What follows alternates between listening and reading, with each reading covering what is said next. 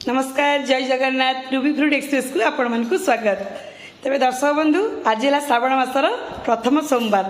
आसतु वर्तमान मो किचन को जीवा मु डालमा प्रस्तुत कौन सब सामग्री रखी आसतु जानिबा।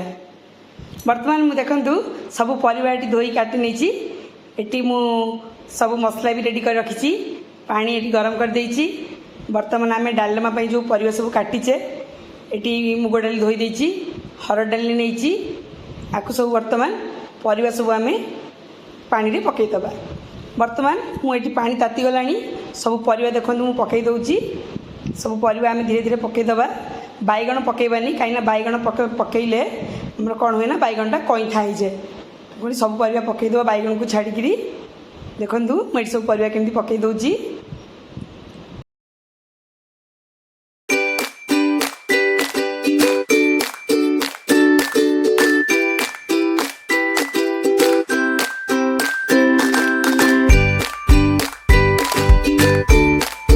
आपण घरे डालमा करंतु आज सोमवार अच्छी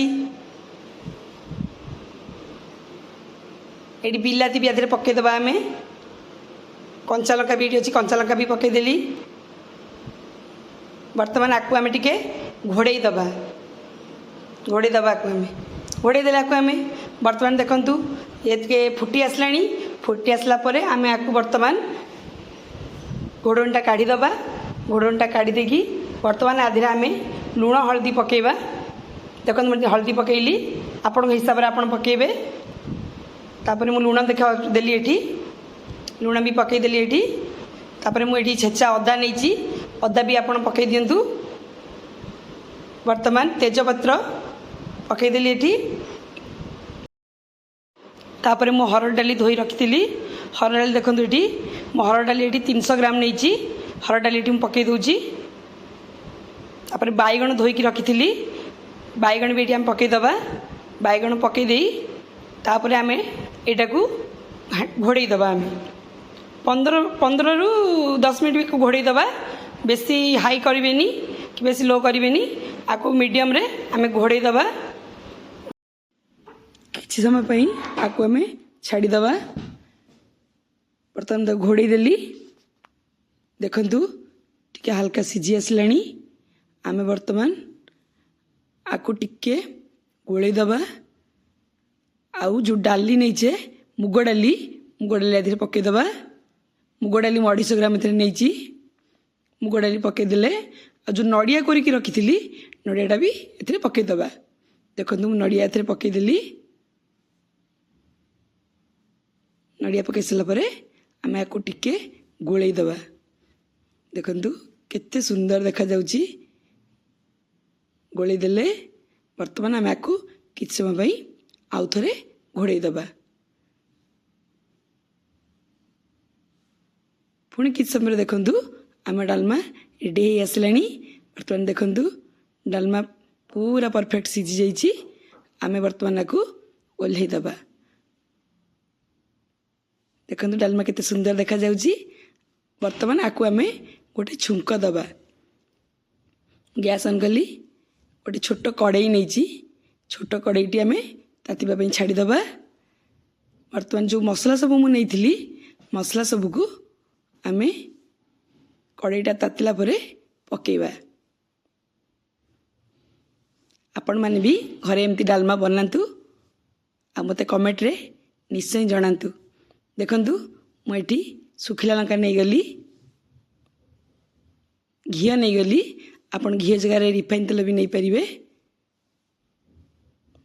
देखो घीटा आम तातीबा छाड़ीदबा। टे घीटा भलसे ताती गले आम ए फुटण पकेबा। पंचु फुटण आम ए पकेबा।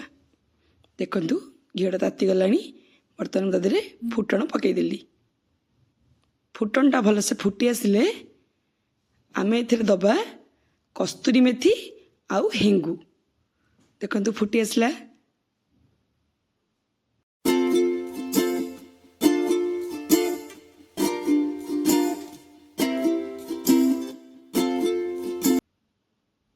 वर्तमान मुझे जो हेंगू रखी एते हेंगू टिके दबा। हेंगू देदेले तापर आम कस्तूरी मेथी दबा।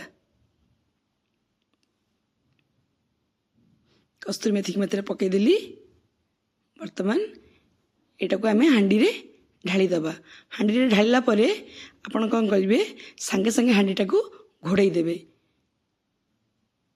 घोड़ाइवा द्वारा कौन हुए ना बास्नाटा आ बाहर को जाएनी भितर रहिला परे डालमार बास्नाटा बहुत सुंदर बास्ना दिए देखंतु केते एटी सुंदर देखा जाउची।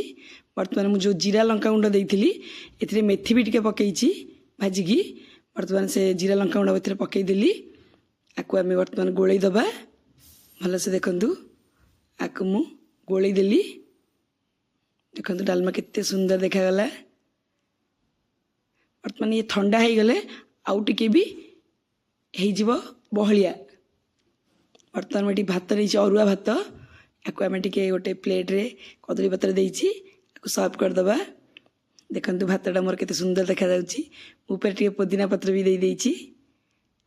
वर्तमान जो डालमा नहीं डालमा को अधीर दे दउछि देखंतु मो अरुआ भात डालमा केते सुंदर देखा जाउछि।